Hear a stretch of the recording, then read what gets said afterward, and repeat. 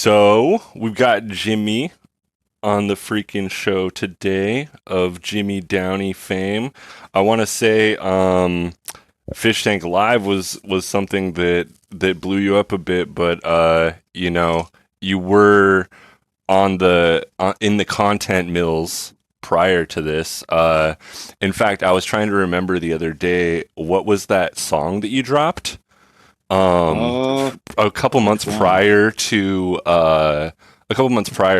the Fish Tank season 2. It was with Oh, the I didn't make the song. So there's this one furry electronic music artist called Haley Labs.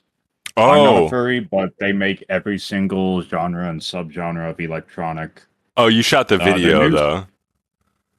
Yeah, the joke was Hot New Religion just dropped. That It's was that that was it's a a religion about fire. rubber duckies. Yeah, it was a fire title.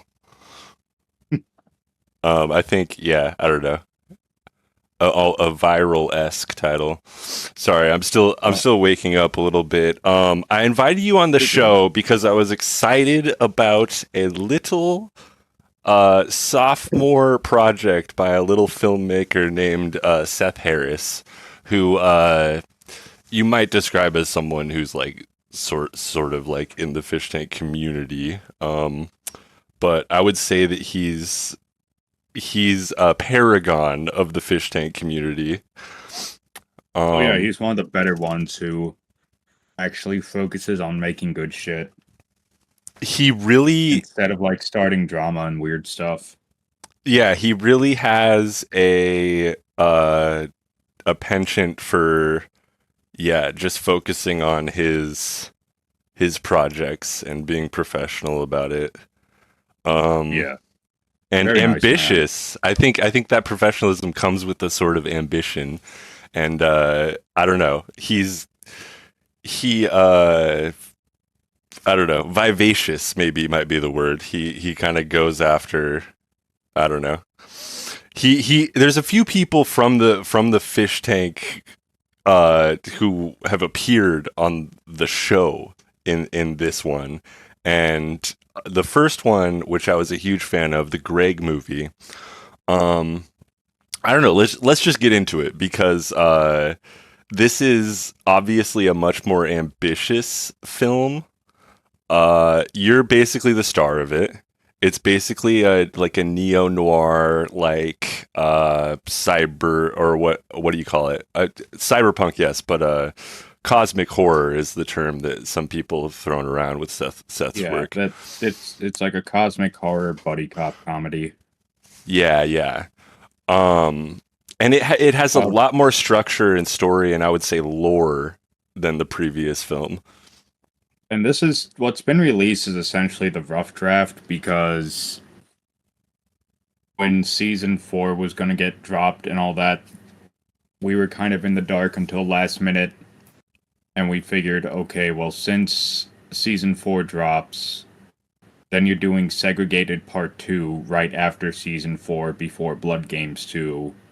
Hmm. It'd probably be best to drop it before season 4 to Okay. not have it compete with There are, season 4, you know? yeah, because otherwise it would have dropped in the middle of season 4, correct? Correct. And we're talking Fish Tank. So The currently a director's cut, or I guess the official cut, is in the works.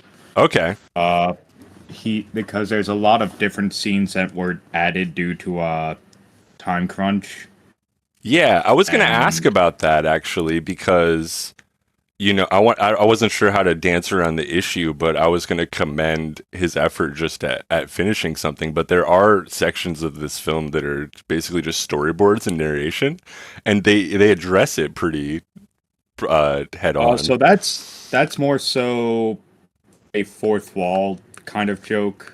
Okay. Uh, Slash partially true because we were supposed to have the gag was we were gonna have like little toys that were just supposed to be me and Greg Yeah. walking into a plane and flying off.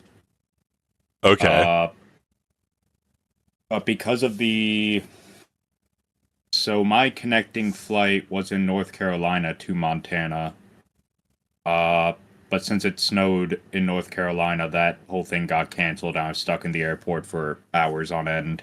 Yeah, I figured it was because of the snow that whatever scenes, because I remember him posting on social media, I think during the filming, and he was like not happy about the weather. But he is a guy who just when he's determined to get a project out, he'll do it, Yeah. Segregated is an interesting one. Do you think you'll be involved in season 2 of Segregated? Is that hashtag congregated? Am I correct? I can't remember. You'd have to ask Seth or Greg. I saw this new hashtag going around that was like congregated instead of segregated. So maybe this is like maybe the concept is there'll be more people. It's Maybe, or maybe there's the LA riots going on. So unless it is directly tied into a fish tank, hmm. because I'm in the dark about the congregated hashtag. I just saw one post, and it might have just been one of these like random like shit posty things. I'm not sure, but it might have been from Greg. Yeah, Seth is super ambitious guy. What can you tell me like about working with him though? Because Uh, he's he's very very nice. He understands that everyone's a little bit shy at first, and he's always open to listen to funny ideas for scenes to add in that might make sense and whatnot. yeah, he seems like he has a sort of like not domineering sort of hands-on approach to stuff, but All that he asks is that you don't like fuck around nonstop or like just spend the whole time drinking and smoking and not getting anything done. Like if you okay. just focus on work, like it can just go by really, really quick. And even then, he doesn't really get mad. He'll just be kind of like if the person's fucking around, he'll just be disappointed in them and just make a mental note of, okay, I'll make this work, but I should avoid working with them in the future. Yeah, Like did it I'm obviously every man has his limits. I'm sure if you really tried and started doing some really fucked up shit, he just wouldn't fuck around and just yeah.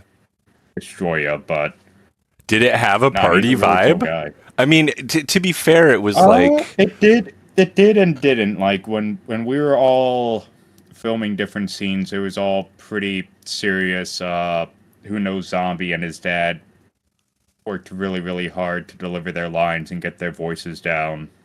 oh, his dad was Uh, the detective guy. yeah, he's a guy who kind of sounds like Perry Cavello, a Okay, deeper okay. voice Perry Cavello, He was one of which is kind of the funny.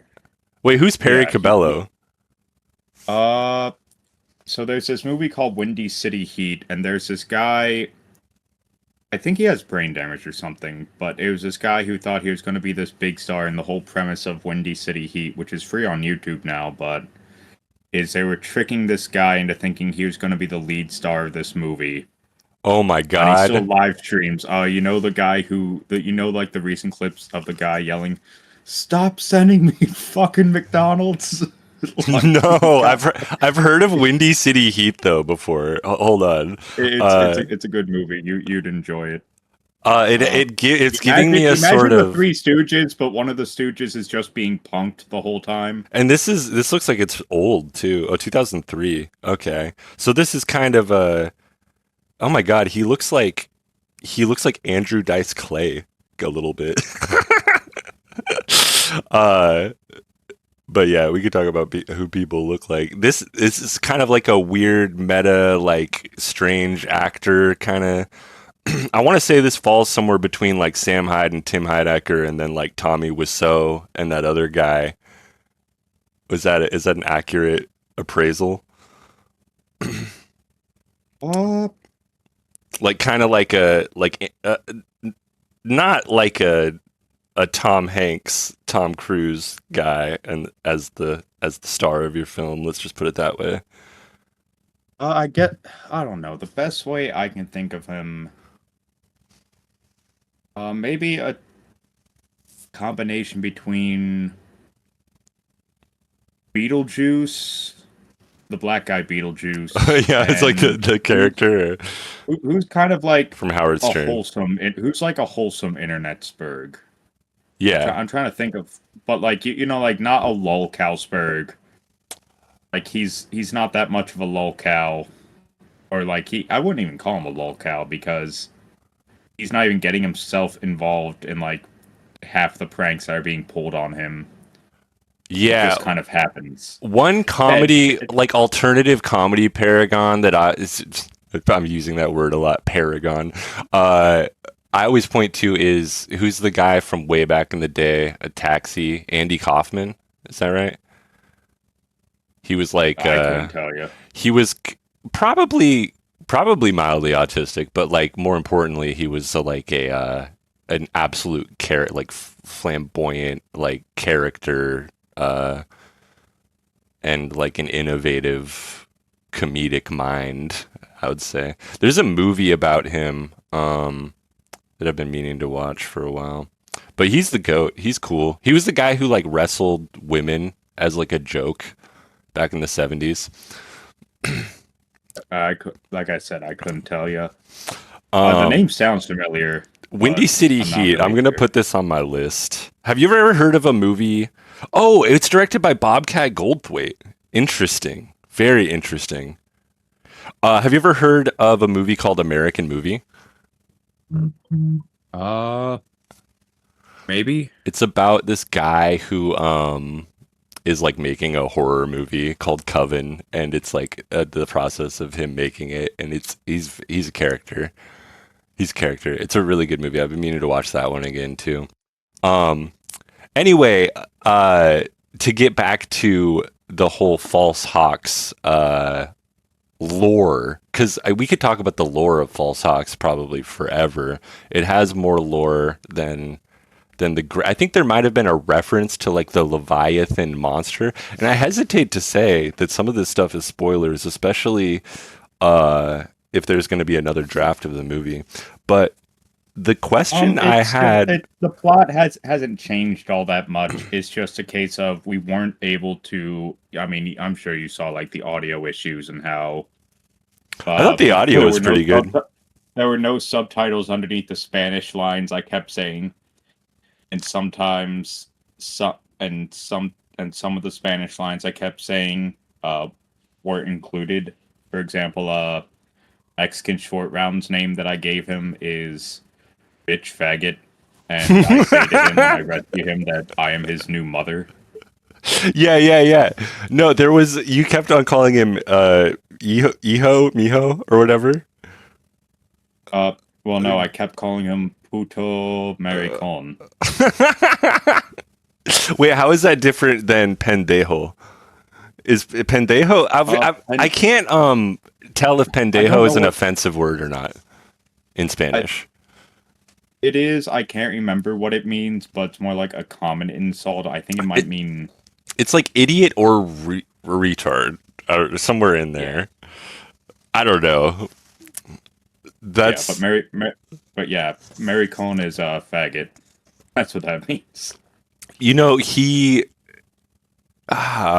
that's what a coward for not putting no there's a lot of these weird like sort of B-list ultra fascist movies that I've been learning about because there's this guy who he does a podcast called the Kurt Cast, and I think he knows like some dude who was like yeah in some weird like red pilled um like Bronze Age pervert adjacent podcast who's like kind of famous, but Fuck is they've Bronze Age pervert. Bronze Age, is that his name? The Bronze Age I don't Mindset. know. He's you know the Red Scare Girls, that podcast, Yeah, like all they're yeah. like I he's don't really kind of watch this that like stuff. Jewish guy who's like red pilled and fashion. He's like Curtis Yarvin, Mencius Moldbug type dude. Like this, the intellectual dark web, like philosophy, fucking uh, obsessed people. People read like Lacan or whatever the fuck. I think it's kind of lame, but it is really funny to see these. I wish I could remember. Do I have it up in my tabs? Because it was actually something that it was so like off the wall that it almost reminded me of like the YouTube poops type stuff that you're into. I wish I could remember the name of this one super random, but he keeps them coming. I'm trying to get to know this guy a little bit more. I want to make like films more of a thing on this podcast.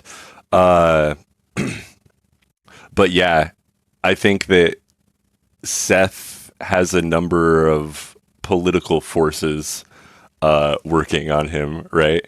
He's got some friends who are not I've exactly politically incorrect, no, if not no, I mistaken. well, yeah, like some of his lady friends and whatnot, like They have decorum I as like. ladies do. Well, no, like some of them have kind of bought into the whole social justice-y shit, but there's no like weird political extreme forces like tugging, because like he'll get just a bunch of grifters who just always end up diddling kids. Here's the thing.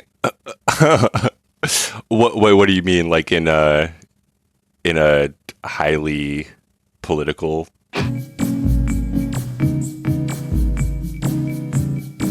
Hello? Fuck, sorry about that. No, it's cool. I tried to invite Seth, and it got fucked up. But yeah, like no. So how I don't know. Like a lot of people are surprised that I don't really listen to Nick Fuentes at all, right? But the guy kind of has like he doesn't really care, you know. He just kind of grifts, and Okay, so then Nick Fuente. I was closeted, thinking when you like a said closeted gay guy. Or the Red Scare podcast, how they just go wherever the money is. How like they used to be all communists, now they're trying to be like all yes, my base absolutely. conservative trad wife shit. Yeah. When you Uh, said when you started talking about diddling kids, and by the way, hi Seth. We want to welcome Seth in to the but convo. We're only but about yeah, like I don't a know. I've quarter of the way noticed that through. like a lot of people that are super into politics always get busted diddling kids. Like Vosh, by all means, should be homeless. He should be getting the Daniel Larson treatment because See, he's told on himself numerous times for being into kids and horses. you're like Seth. And You're punching both directions. That's what I'm saying though, is that I have a oh yeah, respect for just because someone evil is who evil. For fuck's sake, I've declared the Mormons like my number one enemy because of the Utah programs. when you And that, said that thing about diddling kids, I was almost certain that you were going to start talking about like leftist communists, but then you dropped Nick Fuentes, and I was like, oh, okay, yeah, well, no, no, well, I'm trying to true. think.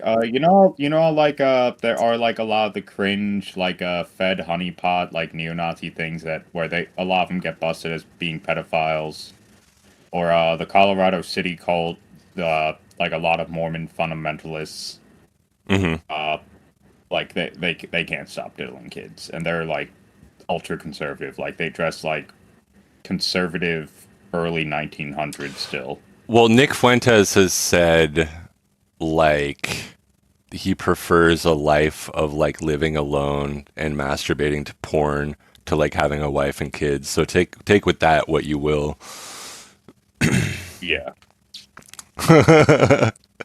But yeah, that's one of the interesting things about I was just saying your work, Seth, is that you will go Can Seth there. hear us? Yeah, can you? Seth. Oh no, you're not coming through. We can't hear you. Go into just go into like click on the microphone thing There we that you go. see in the Discord. Yeah, you got it. I knew it. Perfect. I knew it. Yeah, Hey, technical difficulties like always. that was that was one of the things that I was just saying about your work, sort of, Seth, is that there's a number of countervailing political forces at work, but you basically say whatever you want unapologetically, and you don't get to on the other end of it, you don't get to you know outrageous with it. Oh, yeah. I mean, in the movie, there first off, there's like a lot of issues with the movie. I'm well aware, but I'm kind of happy the way it came out because it provides a backdrop to if everybody is on board, Fault Sucks too. But I don't know. There's just a bunch of people that were involved in the movie and saying whatever or like building their background or whatever. I'm fine with whatever anybody wants to say. But I like the contrast of Jimmy and Greg. It's just it's such a great duo. Yeah, absolutely. This is now that you're in here, I can sort of maybe pick your brain more about the story or whatever. But as far as, well, first of all, a lot more lore and like world building in this one. And I haven't seen the Greg movie since it dropped, but correct me if I'm wrong. Was there any sort of reference to the like, I want to say like the Leviathan cosmic horror aspect in the Greg movie? Or am I imagining that? Kind of, very lightly and tongue in cheek. It's just something I've worked on for a long time, and so it's like the easiest thing to build, like lean into in terms of having some kind of a throwaway, spooky, funny scene or whatever. Like my goal is like with each project to get better and more cinema. This was like the first project where it was like there was a narrative, there was like a storyline, and it's still super goofy, but it's like, how do you put all of that together to where it makes any kind of sense? And I've always wanted to work with Library of Untold, and he provided great exposition. Too much. I understand that a lot of people feel like it was too much, but the vast majority of people enjoyed it, and I like it what it is. I just like it's just for what it is. It's nice, and the bottom line is we had 3 days to shoot, and it was just like and there was a snowstorm, correct? There was a snowstorm. People were late, so like Alex had to have all his stuff done later. It was just a bunch of stuff, but the idea is like maybe next year we find everyone's schedule that works well, and we have like a week to shoot. Basically, like that would be ideal, and go to the moon. One of the things I've been really into, and this is pretty random, but random 80s what do you call it, martial arts films like from Hong Kong, like the really really low budget ones, and some of those were shot, they say, in 9 days, 7 to 9 days, which back then with the analog equipment I think would be I mean, I can't imagine shooting a movie in 3 days though. There literally wasn't enough scenes.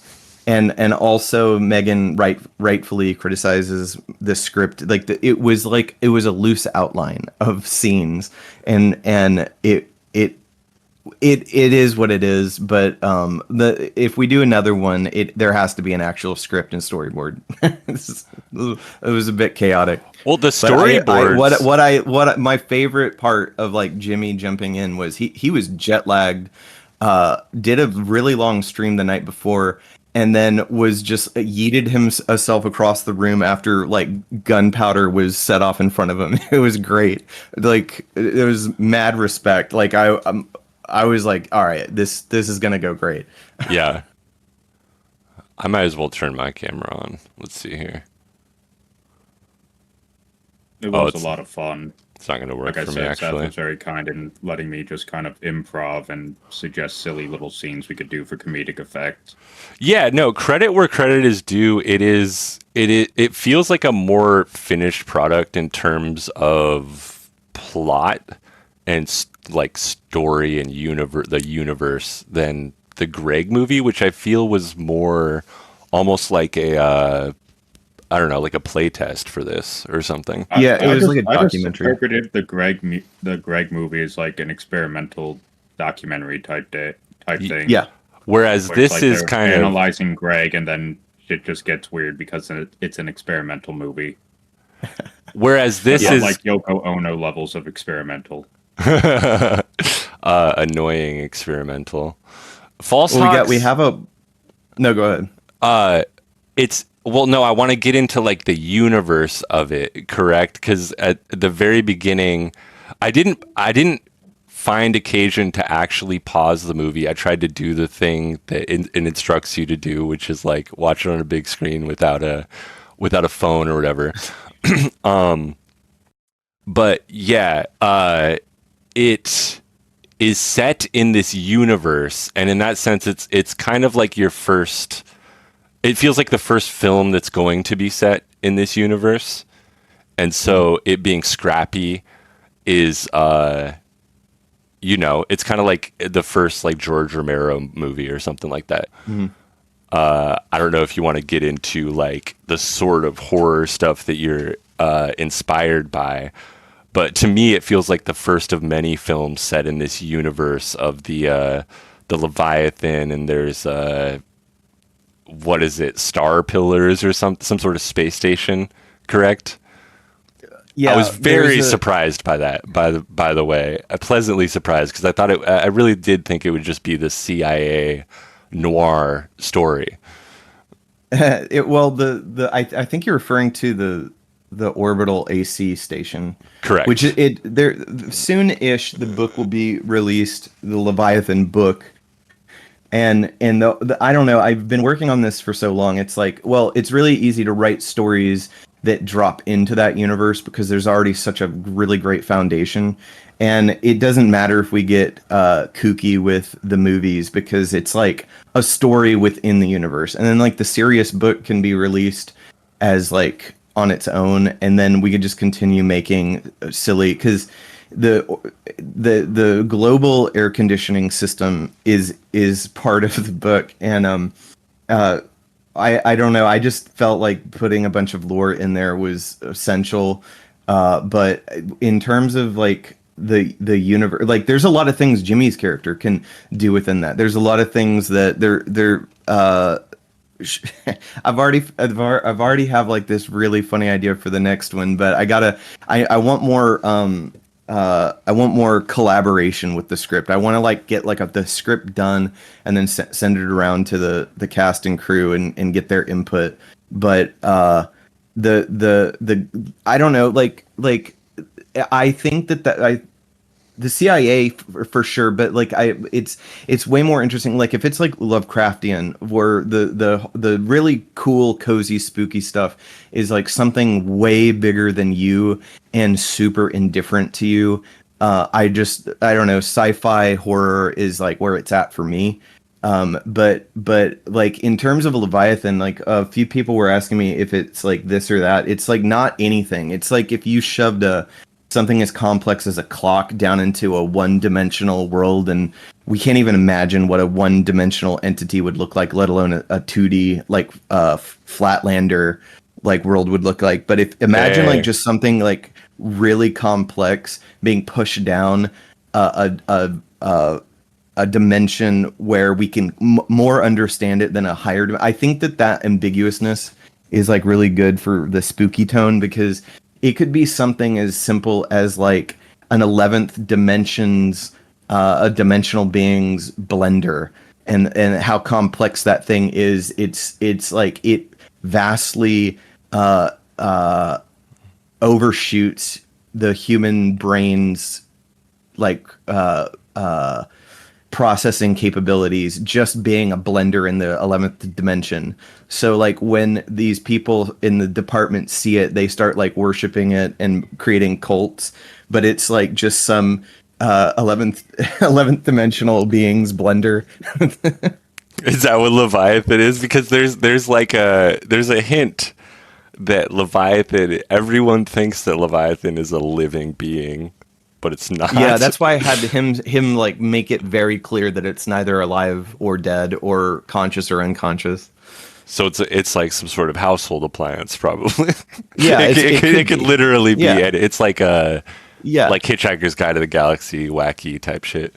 Yeah, it's just so more complex that it vastly overshoots human like mechanical reasoning and the mechanics of the brain, but it's still not conscious at all. It just, the way it manifests and bleeds into it's so complex. It looks like it has things it wants to do or whatever. But I think that's hilarious if like cults were like striving their entire lives to like worship it and and it's just a blender.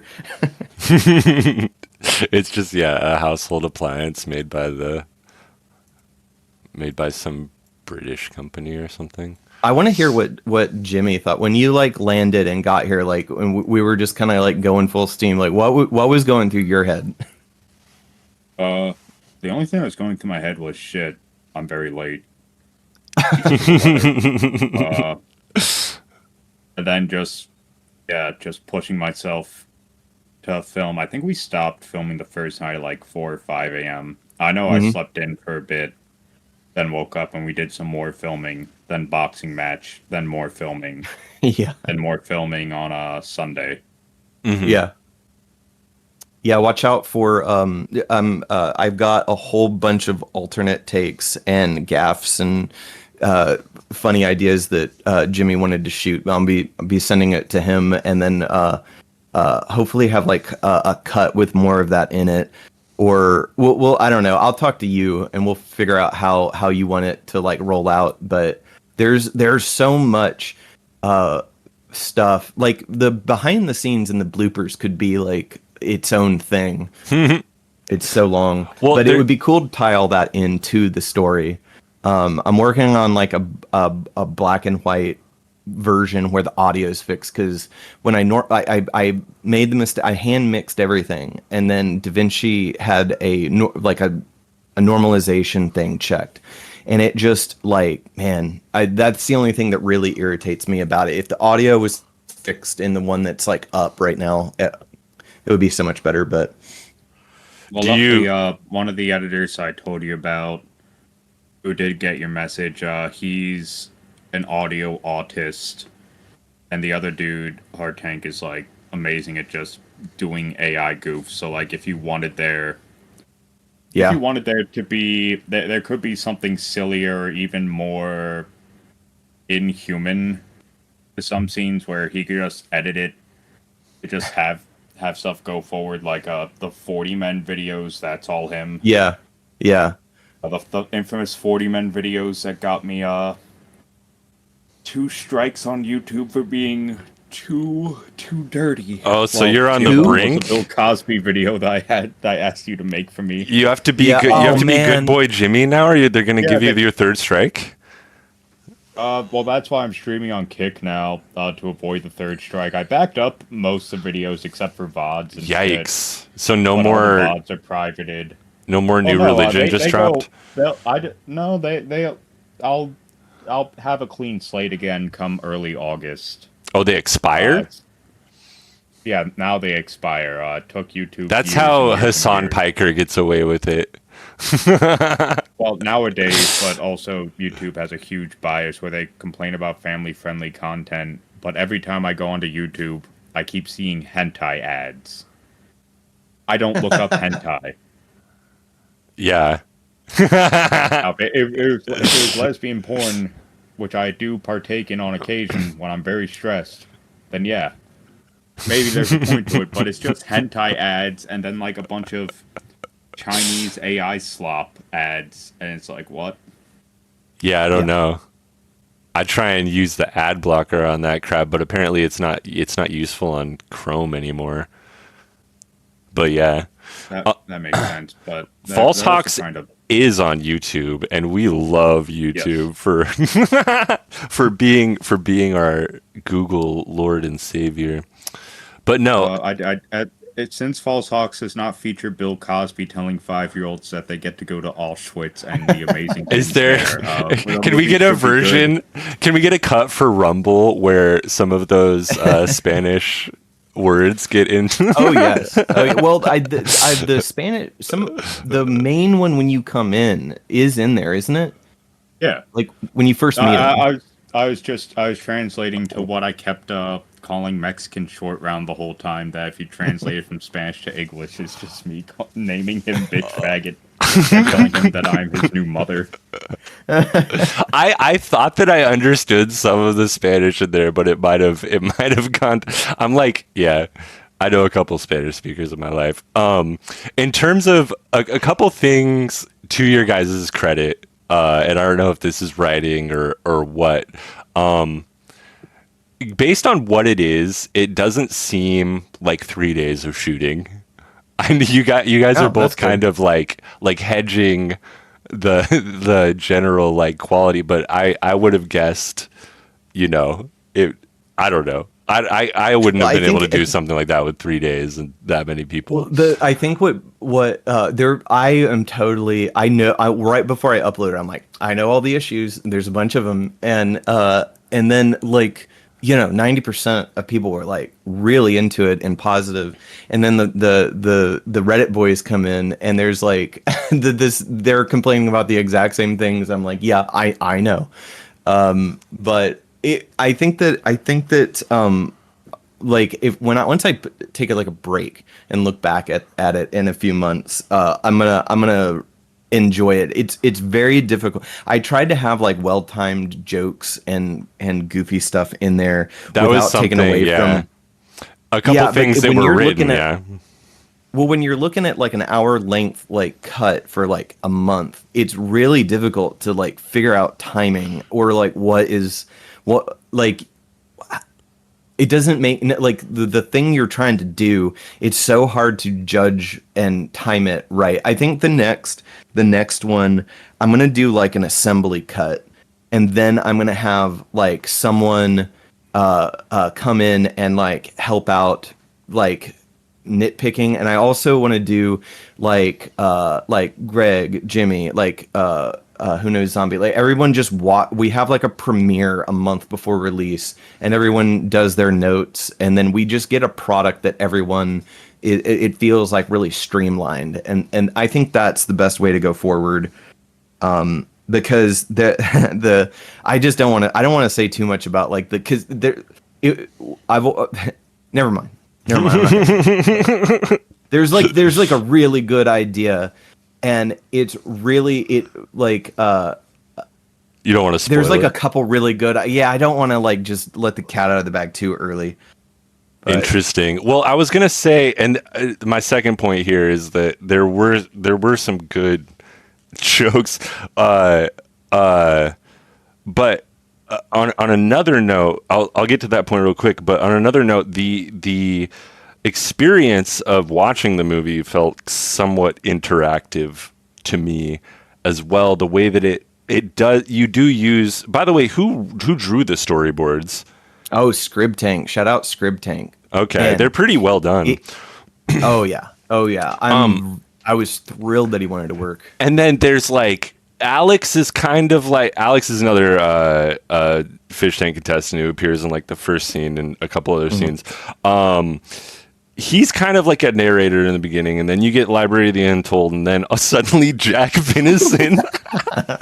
That was funny. That was one of the funniest things. He's like, I'm the sub-narrator. By the way, there's like 5 different narrators in this fucking movie. I just want to be clear.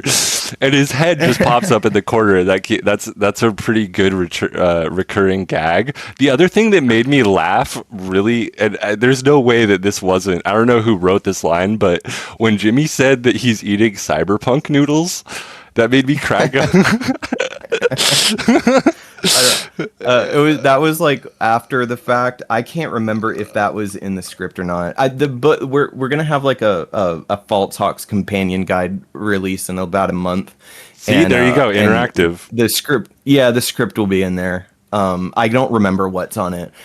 Megan was like, if we do this again, there has to be an actual script. I'm like, okay, there will be an actual script. I'm surprised there wasn't at least an outline or some sort of pages. Well, there was an outline. Greg and everyone else involved are really good at like improv, and it was a very detailed outline. It wasn't like bare bones, and then we all had to scramble and fill in the pieces. We knew what we were gonna do. We were just thinking about like, okay, what could be interesting / funny to fill in blanks or have like good kind of little transitional moments between the story. Yeah. There were some moments like towards the end of the second day or something where Jimmy really jumped in and was he got like the flow, and there was a bunch of stuff he was like wanting to add and just kind of help out with. Like there was, and especially once we got that backlit projection up, I think by a certain point there were some people that just got it, and the secondary cut, like the Redux, needs to reflect that. But I'm just happy like you guys were all on board. I'm like super lucky that it was a blast, and I just want to build something. In the director's cut, we should get an Indian to pause in the middle of the first hotel fight and say, "Hello, sir. This is the hotel. How dare you film a silly movie in our premises? You must spend 5 minutes of fighting, then leave." Jack knows like an Indian dude that is like a politician or something. If I got him to have like a head bubble pop in and explain, also the Dookie scene when you come out of the trash hole, if he's like, I don't know if I'd like that, and then he just pops away. Like the Jack Finison head. Yeah, exactly. He's like the offensive sub narrator. I was the sixth narrator. Yeah. I was gonna say, because I was actually looking up this name. There's a number of filmmakers. Well, one is a TV show that I've often cited as my favorite of all time, which is Home Movies. Lauren Bouchard and Brendan Small, who later went on to do Metalocalypse. But and there's Bob Burgers. That's such a good like early relic of those two guys collaborating together. I recently learned about this guy though named Mike Leigh. Have you heard of the British filmmaker Mike Leigh? No. He is a guy. He does more like I want to say probably like romantic comedies but like lighthearted but also very dramatic. He doesn't write scripts, and home movies is another example of that, of them just working with an outline and letting the actors improvise. However, Mike Leigh does it to like an alarming degree where like he doesn't even know, like he interviews people and then he freaking helps them create their character based on their own memories and shit like that, and then there's no idea for what the story is, and he just goes along with it. But apparently it's very charming and quaint what he does. Yeah, because there's such a realism to it. The people are living in their characters, and he's against method acting. Really? So I don't know. Well, yeah, because he wants there's this whole psychology to apparently the way he works where they want a psychological reprieve from being captured in that character, and it kind of has like a, I don't know, like Bauhaus, like Art Deco punk kind of. I don't know how to describe it. He's from like the 60s or 70s. I'm very interested to explore his work. But yeah, a lot of filmmakers work that way. I'm bad with names. You should text me like these guys. There were like when you mentioned like the cyberpunk news and stuff. There was a lot of stuff that we got. Shout out Potent Frog for doing the lines. The whole joke was, since we had Mexican Short Round, it would be great to have Harrison Ford's like Jimmy's internal monologue is just Harrison Ford. and I had an 11 Labs like rip of Harrison Ford that just didn't like. I don't know. I didn't like it as much. And then Potent Frog did Harrison Ford in voice, and but it like kind of was like half. The voice was kind of all over the place. It sounded kind of like Jimmy, kind of like Harrison Ford, kind of like Peter Griffin. It was that was delightful. But the lines were like done way after the fact, because that right before that scene, Jimmy had woken up and literally did shotgun Coronas in his belly, so it fit like so well. I think you were in the kitchen with John, and that was just so funny. Yeah, it did. That one scene where he's sort of like sitting outside of the Noodle Cafe, and he's like, I had my only trusty friend Mexican Short Round with me, and then you get I also loved the scene with Mexican Short Round being rescued from the cult, and then it comes back from the flashback. It's kind of jarring what just happened, but what was going on? He was in some sort of VR simulation where he was being brainwashed in a... Yeah, so he was being brainwashed by a YouTube poop, and it was some weird child like cult where like they pretty much strapped the kids up to that.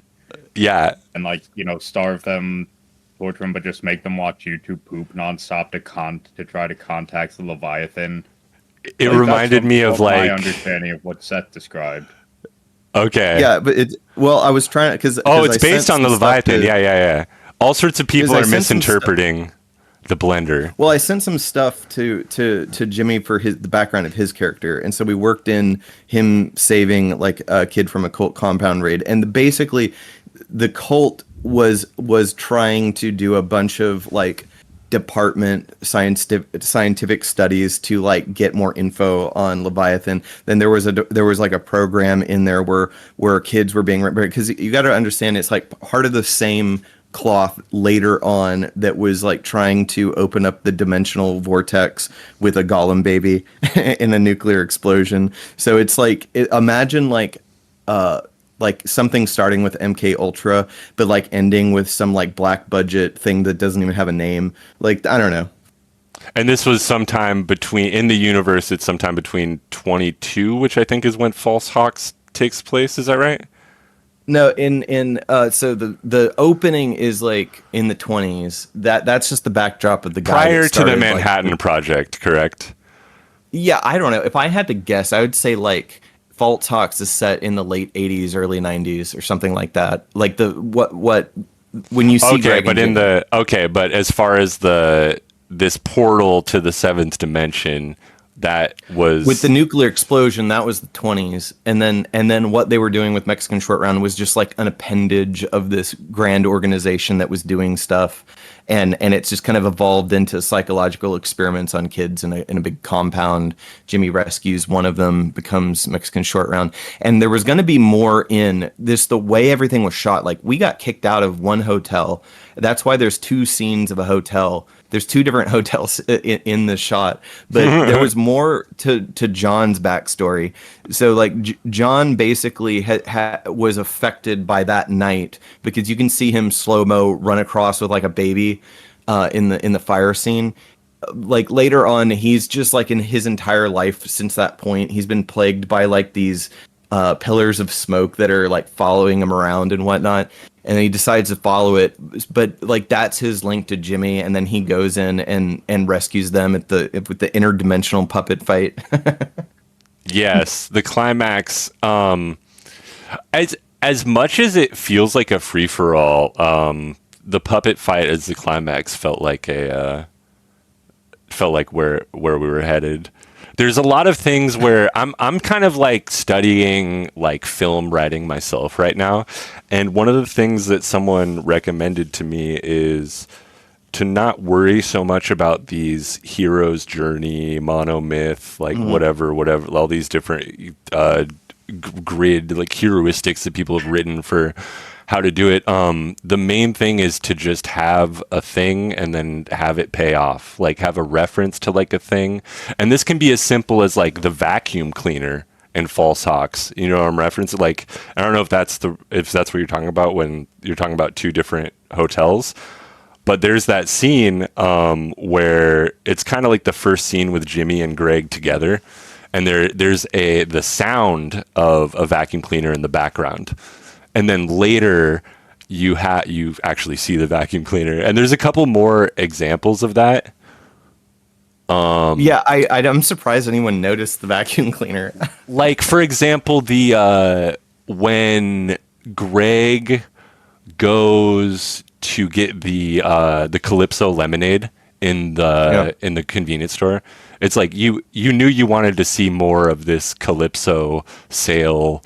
Teleportation superpower, but somebody in chat was like, when it premiered, was like, is this a industrial engineering movie? There was like so much the idea that I take up the audience's time with like these technical aspects of Greg's dash dreams of his bridge on private land and the code violations. No, yeah, no. I was like, this is like some libertarian propaganda. The thing is like when the script was written, that actually happened to me. So I was very angry about it, and so I just No made, way. Greg like do that. Yeah, it's literally a true story, and I was so upset by it, and that's the actual site where the bridge was, and so he had to. Greg just rolled with it, and it was so funny. Okay. And then the government, that's my favorite line he said in the entire movie. He was like, but then the government, because it's so not Greg at all, complaining about the good government.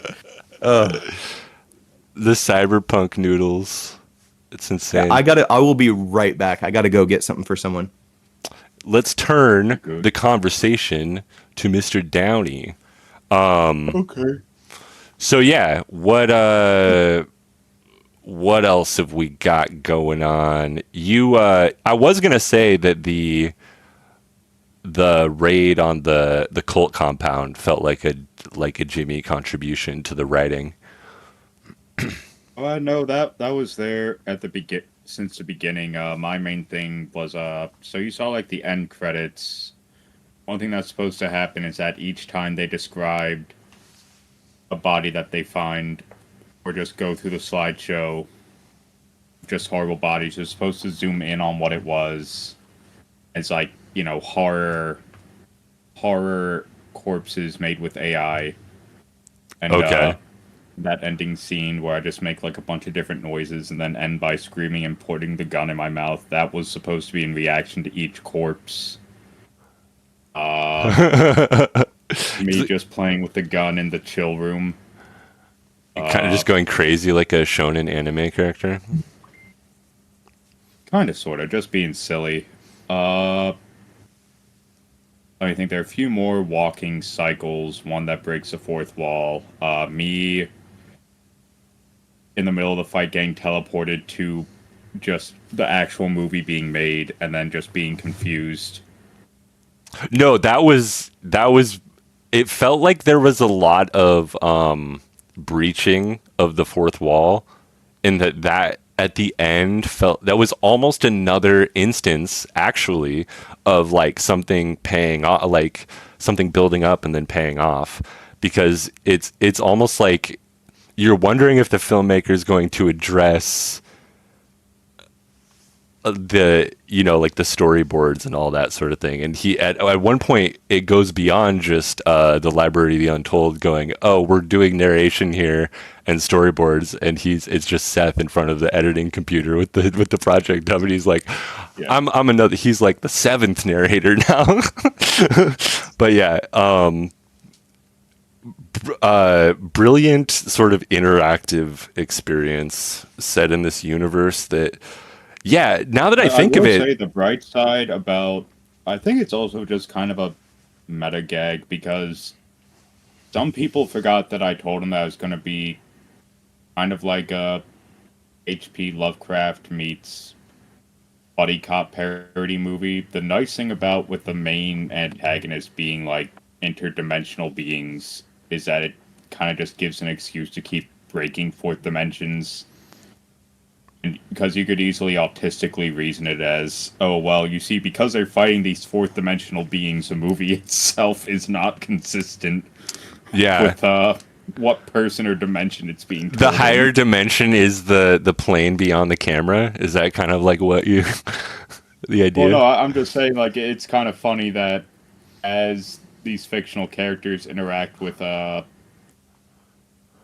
like this higher dimensional, with these interdimensional beings, like the whole movie keeps breaking the fourth dimension over and over. There's 7 narrators now. The budget keeps getting cut. Well, he mentioned Seth dropped a really interesting word earlier, which is Flatlanders, and I've read that book Flatland, which is about the it kind of gives this whole imagining upper dimensions of being meaning by asking you to imagine what a two-dimensional being would be like, right? And it's like about all these people who live in the physics of the two-dimensional world. And yeah, if you can imagine like a supercube. We're closing in on an hour here, and there is a burning question. Go see False Hawks. It's on YouTube. First of all, Seth, where can people find you? And Jimmy as well. Oh, STHHRS on everything except Twitter is real STHHRS. Okay. So check that out. There's a link tree. My YouTube is Pingasbomb, Pingasbomb. I'm just using it to upload Horderman vlogs until after August 5th, when I can start uploading more stuff on there and live streaming again. Right now, I live stream on Kick under Moo Pingas, Moopingas. My Twitter is at Pootwidlius, aka the Employed Man, and my Instagram is at Downfall, but it's spelled weirdly. Yeah, it's got a bunch of what do you call it, underscores? Yeah. Check out Jimmy. Probably, yeah. Kick a lot lately. You're doing Deltarune. I would ask you about video games. We were talking about Mother 3 just recently, but I want to pose a quick question about movies actually, and that is it's kind of a big one, and that is first of all, horror movies, maybe, since that's the general genre, maybe you want to go crime, but are new movies good? Like what's an example of like a really good? What's an example of a really good movie made in the last 10 or 20 years? The last really good movie I can say that got released was the first Joker. But that's it. That, like, if we're talking, I still haven't seen that one. Hollywood Should I see budget, it? Whole 9 yards. Yeah, like, see the first Joker. Joker 1, definitely see. Joker 2, forget about it, because yeah. the director and Joaquin Phoenix were mad that the audience enjoyed it for all the wrong reasons. So in the second one, Lady Gaga's in it for some fucking reason. She turns into a musical, and the Joker gets butt raped to no longer be Joker. Yeah. It's very strange, huh? Yeah, it's just strange and crappy and up its own ass with morals. So that's like 2017, the first Joker. I should see that, huh? Yeah. I don't watch a lot of new movies. I don't blame you. I don't except really for watch Seth a lot of Harris. movies either. Seth Harris films. Let me think. You know who I like is Charlie Kaufman. Charlie Kaufman's really weird, and I've always liked him, and he did Anomalisa in 2015. But apart from that, like, Seth, what do you got? Can you, like, crime movies, horror movies? I don't know if you want to get specific, but post, like, in the 2000s, post 2010, is there anything that you're, like, ride or die for? From, like, Hollywood? I'm going to see 28 Years Later. I feel like those kind of movies with, like, Danny are kind of in there. Like, Hollywood just sucks. It's just the whole apparatus of it sucks. There's very few things come through that filter, and it's usually someone with enough gravitas in the like name value, like someone like Tarantino or Ridley Scott or whatever, that can kind of do whatever they want for the most part. If you're not like someone like that, there's a whole bunch of things you got to follow or self-censor or whatever. But I really enjoyed Long Legs because, first off, I love Nick Cage. But the only problem with Long Legs is it fell apart at the end. There were some things, I don't know. The movie is good. The story, the vibe, the cinematography is really on point. It's just I was disappointed with like the last 20 minutes of it, but other than that, it was good. But yeah, 28 Years Later, I have high hopes for. So you're into like newer horror. Or what do you think of the Terrifier series? Started watching it and turned it off. It's kind of like not great. I don't know. I haven't seen any of those yet. Is Terrifier that one movie that's like the guy puts on a clown costume but turns out to be like some weird possession thing? People get skinned. I don't really in know. it, I didn't get think. long enough into it. There's a lot of skinning happening in that movie, from what I can tell. I haven't seen it. I mean, it was like, I get why. I mean, people that really like gore horror are into it. I just wasn't. I don't know. It just wasn't. It didn't feel worth my time. I found a really bad horror movie with John Candy in it. It was actually his third film. It's called The Clown Murders, and it's filmed like some rich kid in Connecticut got to use mommy and daddy's money to make a movie. That's what it's filmed like. At first, and somehow it's one of John Candy's first movies, and it just doesn't make any fucking sense either. Okay, I found this movie that I was talking about earlier. It's called The Cuckoo Clocks of Hell from 2011. Ooh. Seth, there's this guy who does a podcast called The Kurtcast, and he's kind of like really extreme right winger, let's just say. But there's these schlocky. There's a couple different ones that he's talked about now. I almost feel like I will get flat. It's so fascistic. I'm not gonna lie. It's like a trauma movie if the main character was a skinhead, straight up. And it's fascinating though. It's fascinating. I need links. If you send me links, I do. Remember when we talked first time, you had like several things that I looked up that were really interesting, but I need to have a time where I sit down and just watch some old things. Yeah, you should. I'll send you the guy's he's a very interesting film guy too. But I'm going to put this in maybe this group chat, or I can do it on Discord. Jimmy, do you have any video games that are super crime or super cool or scary besides Deltarune? How are you liking Deltarune? Well, I'm playing Deltarune for the two new chapters. I'm going to be going back to Elden Ring tonight for my stream and probably tying it up. I finally beat the second secret boss in Chapter 3, which is called the Roaring Knight. Mm-hmm. You always lose to him, but you can technically win against him in that fight. He's insanely difficult, as is this other secret boss in Chapter 4, but he's more so difficult because you can't use any healing items. And Susie's healing spell, because it's just you're just playing as your side character against this boss. Her healing spell sucks, and he is just relentless with his attacks. So that's kind of annoying. I'm able to make it to the tail end of the fight, but I die in the last attack. I'm really not good with bullet hells or rhythm games. I don't know if I would be capable of even completing the first Undertale. I've played a couple hours of it. It's a great game. You like Deltarune a lot better. Yeah. Undertale. I can't beat I can't beat Mega Man 1. I'm so bad at video games, for real. I'm sure. I mean, Mega Man 1. That is a tough game. Like a lot. Okay. Are very tough and clunky. That's a good point. That was part of the That's why. But that's also why Mario, Zelda, and whatnot just skyrocketed and became their own franchises, because at the time they were the smoothest of the bunch. Yeah. Castlevania is a good series, but everyone knows that Castlevania 2 was kind of shitty. Castlevania 3 improved, but not by much, and then Castlevania 4 came out and just improved on everything. Symphony of the Night is all-timer. Yep.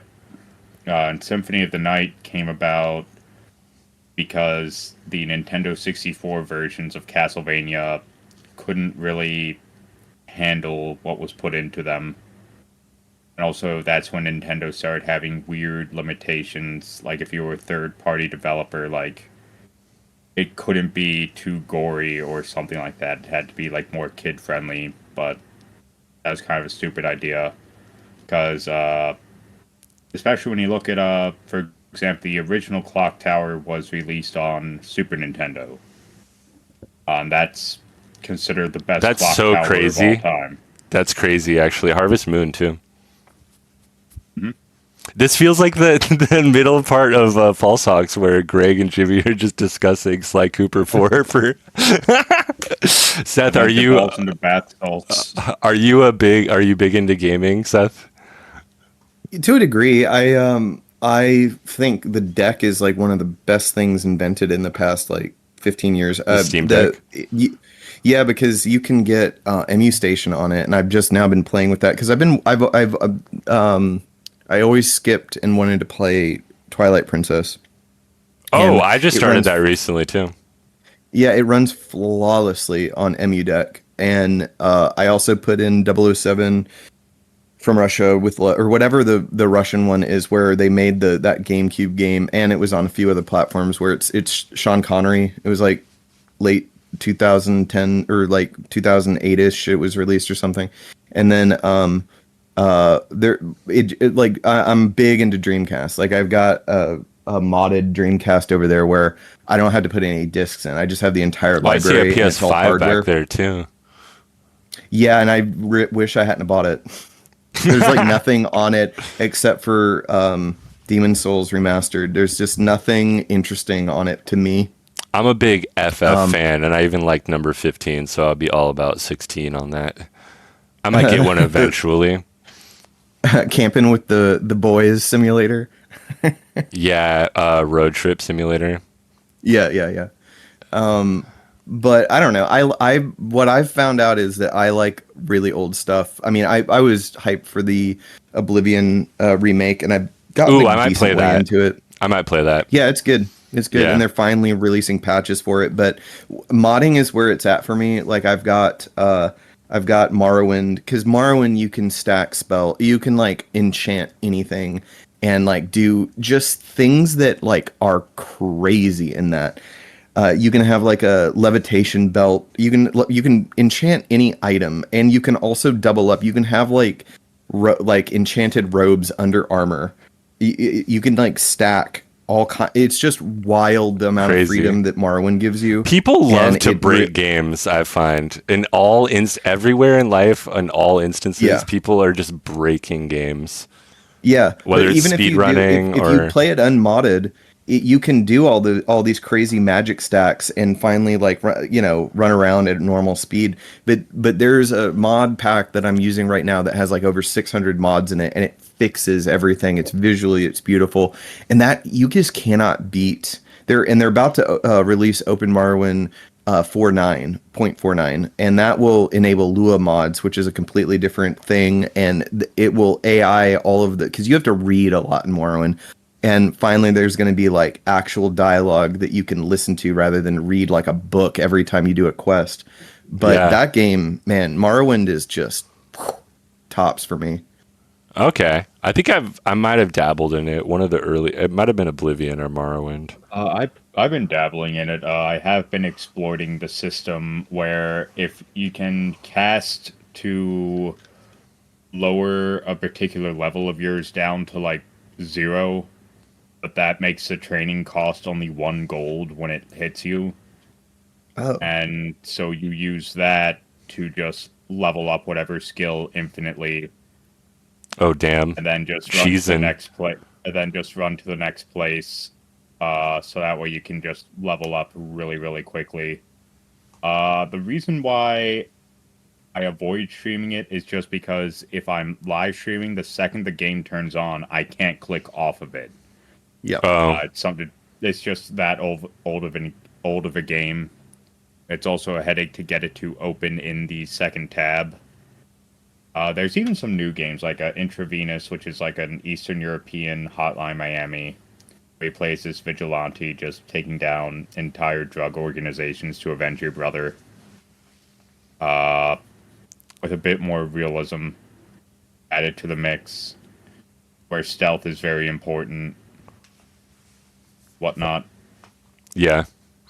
I've mostly been yeah. playing like Hello Kitty Island Adventure and Stardew with the girly, actually.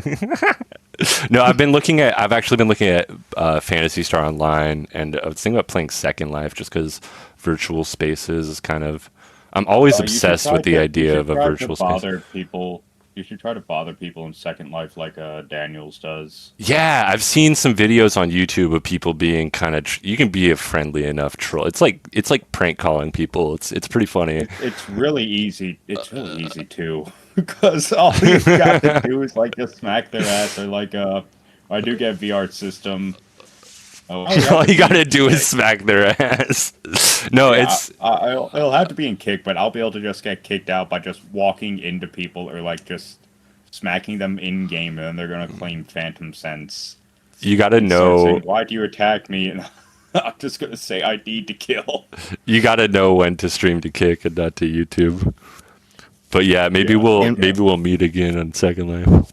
Go ahead, Seth. Me and Megan went into VR chat. Big mistake.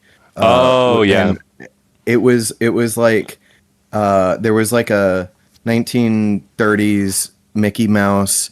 There was like a Pepsi Man or something, and it was like they're all like really young people, and the one kid was like, I have an AR-15. I got an AR-15, and they were in like a coffee shop, and someone was like scribbling on the wall behind them, and this kid's like, I got an AR-15. Look at my AR-15. And then there was like some girl that was like this giant cat that was probably like 8 years old going, have you prayed today? And I'm like, What the this fuck? is It's the like strangest- Roblox. Yeah, this is the weirdest. And also, where are the like before playing it, it was like, where's the moderator? I don't know. It just seems like a really bad age group mix. It's like someone in their like mid 30s can hop on, and there's children. It's just a really, I feel like I don't know, it's problematic in a bunch of ways, but it was hilarious. I played There a was lot game going like on. that. what? Tower. I played a game like that, Tower Unite. It's kind of like, Okay. it's got the same thing of like casinos and arcade games, and you can just sort of hang out. But it's basically a failed like green light game or whatever, early access or something, because it's been in early access for like 9 years or something. Yeah. But so there's not a lot of people on it to begin with, and it's not moderated well. But I've never heard a child in there. Well, what's crazy is like, I don't know, in my own life, like I've seen people like that are like young parents kind of, instead of checking out of and like just letting their kid watch TV all day, the kids are in like the Meta VR or whatever, and they're just like in it all day. It's crazy. And, And- well, that also goes back to just irresponsible parents giving their kids unrestricted internet access from a really young age, which just leads to disaster. Oh yeah.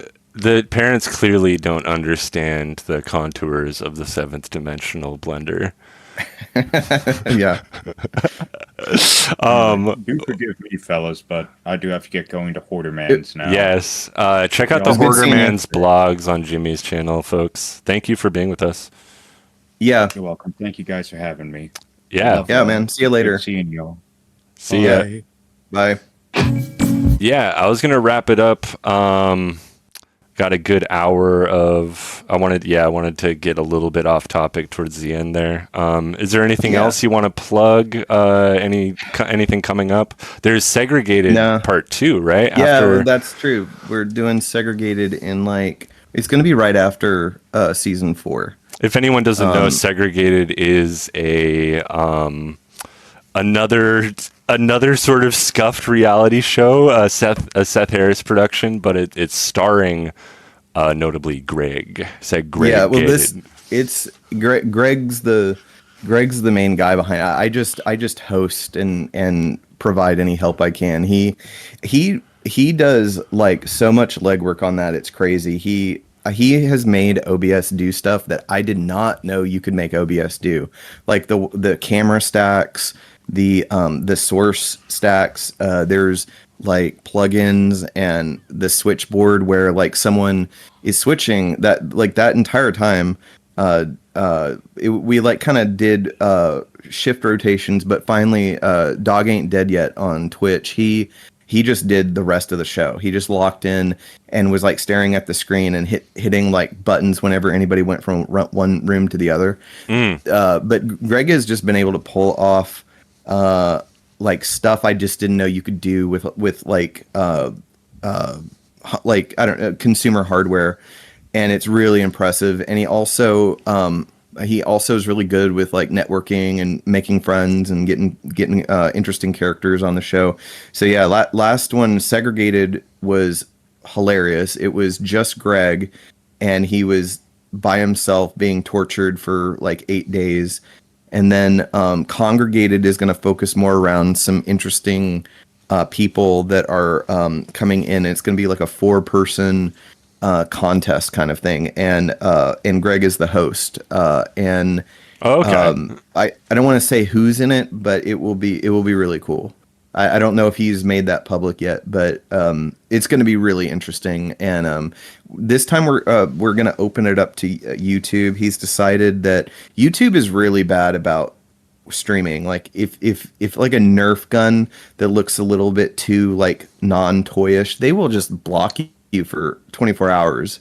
Yeah. They will like copyrighted music, he just told me they're really bad about. But what his plan is to open it up to YouTube, and at the very least it gets, you know, the word out there, and then people can migrate, because it will be on Greg's Twitch and Kick. Those are the 2 main ones. And then we're gonna try his YouTube, but if they give us any issues, he said he's just gonna pull it, and we're just gonna continue going on the other ones. But yeah, you can pay to pie in the face contestants. You can pay for shots. You can pay for perfuming them to death. There's a bunch of interesting things the audience can pay for this time around that he's come up with, and they're really good. Well, I'll look forward to that for sure. And yeah, False Hawks 2 looks like it might be in the works in the more distant future.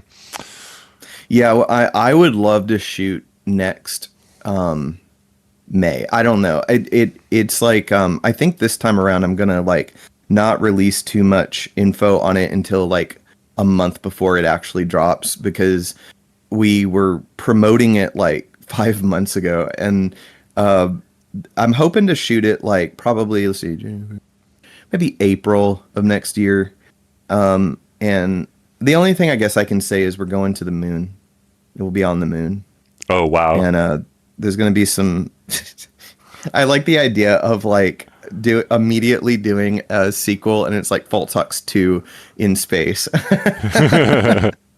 Like a Leprechaun in space or something. Yeah, and this time there won't be... Well, we might have a narrator, we might not, but it won't be like heavy exposition. I think I made my point on where you are with the audience, and if Greg and Jimmy are down, I am so down to shoot that one. But yeah, I know what's going to happen in it in my head. It's just not on paper yet. There's just some things I thought of that made me laugh out loud. I'm like, okay, yeah. Yes. Okay. Yeah, for sure. But I appreciate everyone watching it. I completely understand that it is very scuffed and it is not a Hollywood movie. I get it. The few but very loud detractors have made that clear, and I was well aware of that before I uploaded it.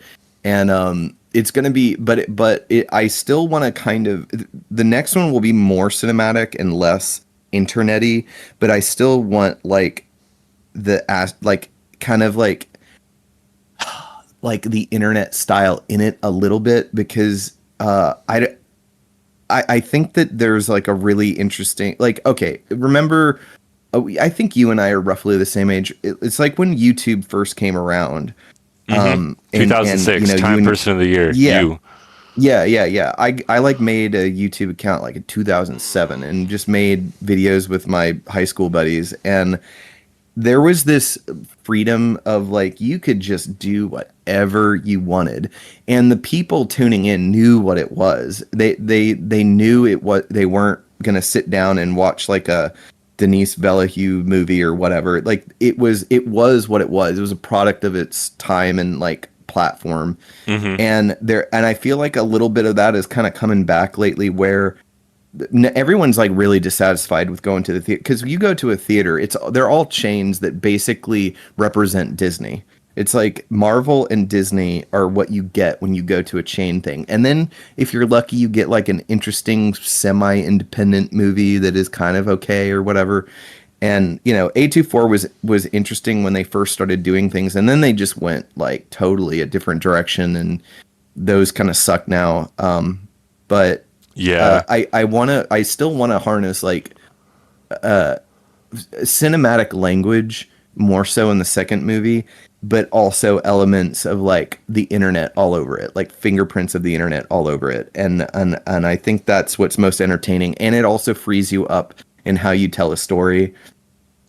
And if the, I mean, as long as nothing is taken too seriously, it works really well. I think that people that are in, I don't understand people that are like, I don't know, my age or like going into film or whatever, and they really want to like work on a Netflix movie or some piece of the industry that is completely dying. They're half of Hollywood, more than that. Most Hollywood stuff isn't even shot in Hollywood anymore because of the unions and the rules and the government and all of these things, to where they have to come to the South. They all go to Georgia or Nashville to shoot stuff because it's infinitely cheaper, and there's not a bunch of unions that like freak out if you touch a cable because the electric union guy didn't do it. It's ridiculous. I've been on a film set before, and the unions slow down. They've adapted and made it a well-oiled machine in lieu of like all of these unions doing all these very particular jobs. But it overall makes the grand piece very sluggish comparative to just you and your buddies running gunning it. Like, I can look up a YouTube video and learn how to somewhat, shoot things in a cinematic way, or if I need help with an edit or a cut or an audio mix or whatever, I can kind of get it close to industry standards. But have zero interest in, like, one thing I did want to do is I wanted to try to get it on Tubi just for the meme of it. And apparently it's pretty easy to get stuff on Tubi. But then I found out that they have a rigorous system that checks for drop frames. And I'm like, okay, well, this is just going to be on like YouTube, and the final cut will be on Vimeo so people can watch the ProRes version. But that sucks, because when you, in an editor, when you slow the footage down really slow, sometimes you'll have these drop frames that the software makes up by frame blending or making composites of the two frames before and after it, and they make like and it kind of tricks you into slow-mo. But like even Tubi will looks for that stuff, and it's like, why? It's just limits. Like, I really do think people can make something really interesting that can garner an audience and people really enjoy watching, and not have to worry about like dropped frame. Who cares if like the noise is at a untenable level or the whatever? I just don't care about that stuff. I would rather watch like if Long Legs was made with that philosophy, or like we're gonna do the things that you're not supposed to do, but we're still gonna have a good story, I would still watch it. I don't care about drop frames. It's crazy. Yeah, I mean, just from a stylist, that's such like AI automated like outsourcing for the world. And there are these thing. guys, these ProRes nerds that are like talking about specs, and they freak out if one of their frames has like a few pixels are more discolored than the rest, and they're trying to figure out how to like artificially reset those pixels. And it's like, what do we do? It's become like gearheads and technical nerds, which is fine. I used to be that, but then it's like I'll never get anything done if I don't just like run through it and like do my best in terms of having something that is watchable and like makes somewhat sense, and first and foremost just entertaining. Then like I would never get anything done. Do I have the latest this or that or firmware updates for my Sony? Do I have like, what? All of that becomes like a ball and chain to actually getting something made and out the door. And I just don't want to ever like go back to that where I'm like fussing with like, oh man, this scene has too much noise in it, bro. Yeah, I did the same thing where I was kind of like, I was shopping around for a cassette tape machine for dubbing cassettes, and because I'm gonna start doing that. But I finally just decided I had to pull the trigger and just go with it. Because I was afraid that I wouldn't. I was thinking about, I was like upping the amount of money I wanted to spend and learning more and more about. You're gonna have to spend money on calibration and this and that, and I'm like, I've got some like cardboard that I'm gonna repurpose for like these like liner notes or whatever, but I'm just gonna go for it. I had no idea there was all these like something like Mubi would have, because here's what I was gonna say. If you think about like movies from like the 70s or something, there's slow motion shots in those where it's like, but the thing is, there's still celluloid on it, so so those frames are still there. Yeah, but they're also transferred with like state of the art digital equipment. Yeah, they are, but frame by frame. So like if you transfer a slow motion, you're still getting it frame by frame. There's no there's no amalgam. But the thing is what irritates me is like they'll fuss with like an independent movie guy with like drop frames, but at the same time they'll release like the Amazon version of 28 Days Later, which was shot on DV. It was shot with a camcorder tape, and so it's 480p. But no one cared because it was a good movie. And the other thing is since that movie does so well and it has like a name to it, they will upscale it with their AI before they re-release it on like the Amazon high def version. And there was a scene that me and Megan watched that like a few nights ago, and it was like, because we gotta like I've watched it like 3 times, but it's been years, so before we go see the new one. But there was like one scene where they're driving and they're driving past like this flower pasture with like nobody in it, and it's a beautiful scene, but the AI version of it where they upscaled it all, the flowers looked crazy, and Megan's not like super honed in on like filming techniques, and even she was like, whoa. Like it was so bad. And they did the same thing with a Blair Witch Project. There's a version out there that is like just mangled to death with AI. And I have no problem with AI. It's just like you got to know when or when not to use it. And before, I got a bunch of people involved in like making a project together, I still wanted to make something. So I would render out a bunch of AI scenes and like tell a story with it and animate it and pan it and do film emulation and try to make like some kind of story in bite-sized chunks with that.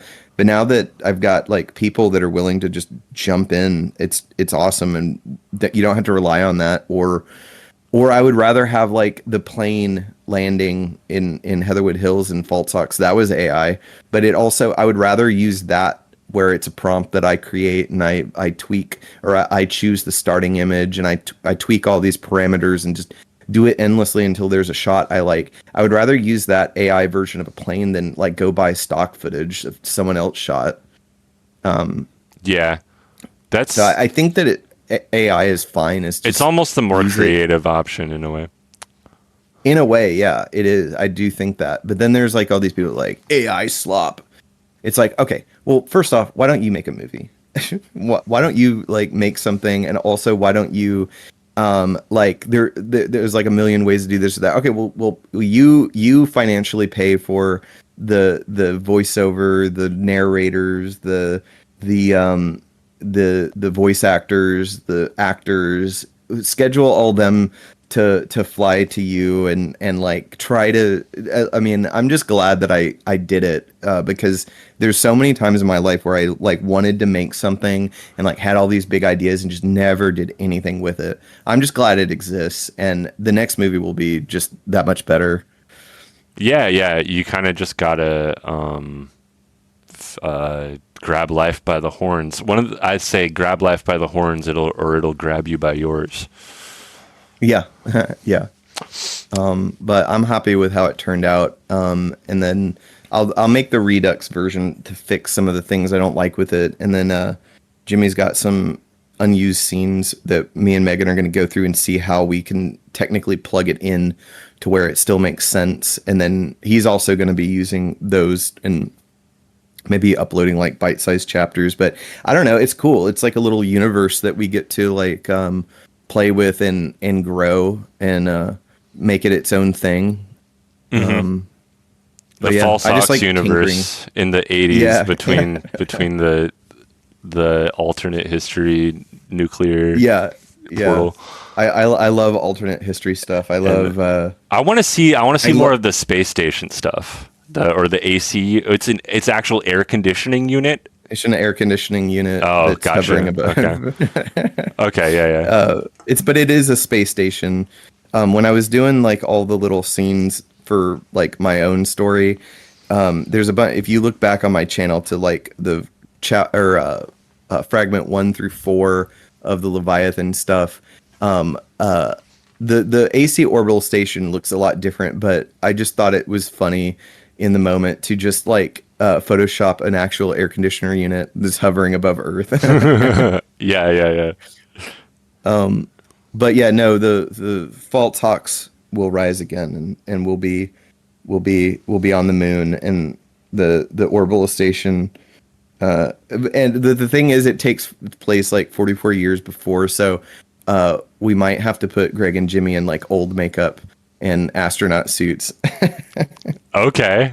Hell yeah. Well, I'll look Gotta forward figure that to out. if there's another cut. I mean, I commend you for finishing the product, but if there's another cut, I'll watch that too, and sequel as well.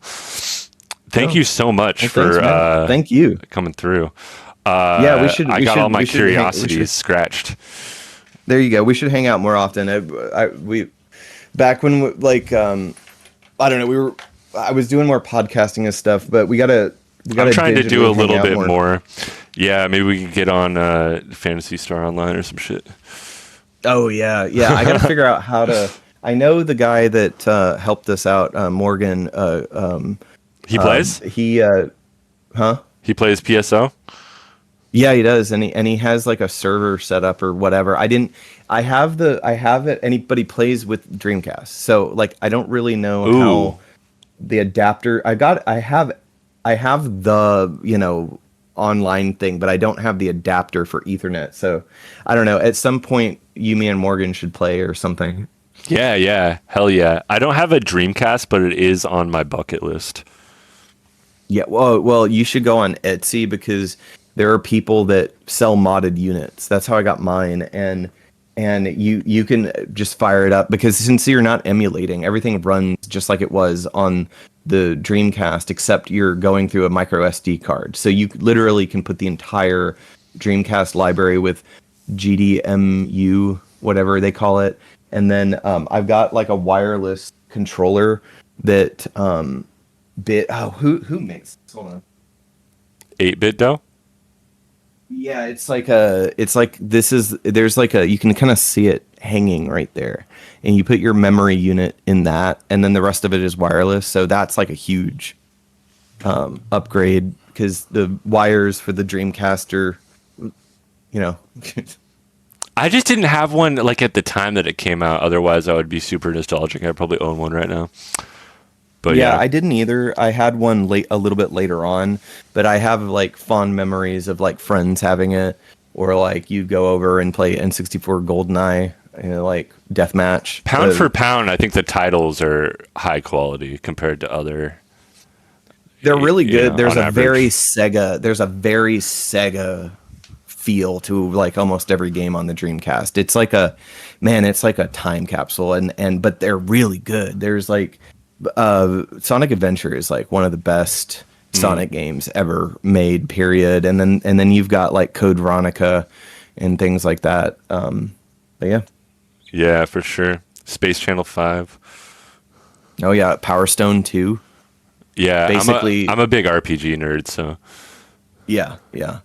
There's a lot of JRPGs on the Dreamcast, and I recently started getting into the Saturn because that was one thing that I never ever had or played or whatever. So I got like a pretty cheap Saturn right there, but then I got the Satanator, which is like this thing that plugs into a port in the back that again you put an SD card in and you've got all of the files.